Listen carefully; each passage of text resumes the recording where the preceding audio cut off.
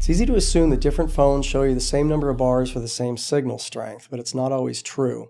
Today I'm going to show you on an Apple iPhone and an HTC Android that each phone displays it differently. The number of bars on your phone is affected by more than just the signal strength. Each cell tower is shared by many users, and the more people that use the tower, the lower the signal quality, and this is called channel loading.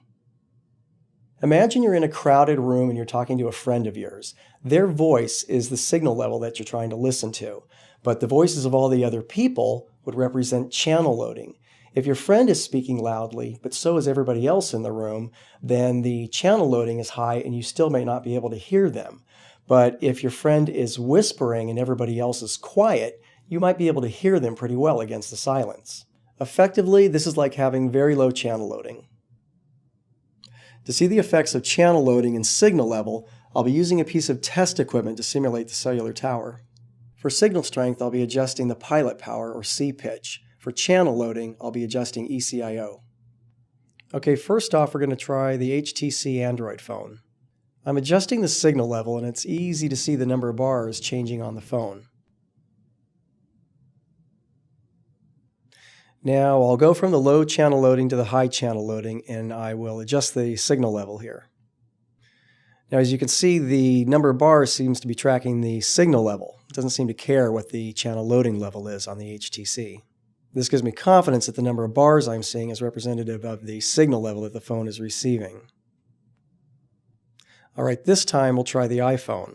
I'm changing the signal strength, but as you can see, I'm not seeing the number of bars change on the iPhone.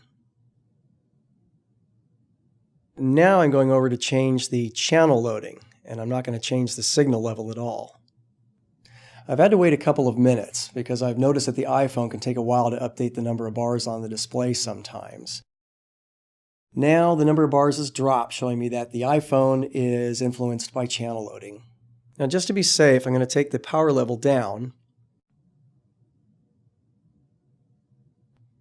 and then I'll take it down again. And as you can see, the number of bars displayed on the phone didn't change. So this tells me that the iPhone cares a lot more about channel loading than it does the actual level of signal that it's receiving. If you'd like to see an accurate measure of signal strength on your iPhone, put it in the test mode, tap on the number of bars to get the numeric signal level displayed, and I suggest putting it in a phone call, and that way it'll update more quickly. Alright, now that we have the phone in the numeric power level mode, you can see the number drop as I drop the signal level, just what we want it to do. It's a negative number. The closer to 0, the stronger the signal. The closer to, say, minus 100, the lower level of the signal. It's showing me the real power level, exactly what I want. And now I'll bring the power level back up a little bit. Again, it tracks exactly the way I want it to.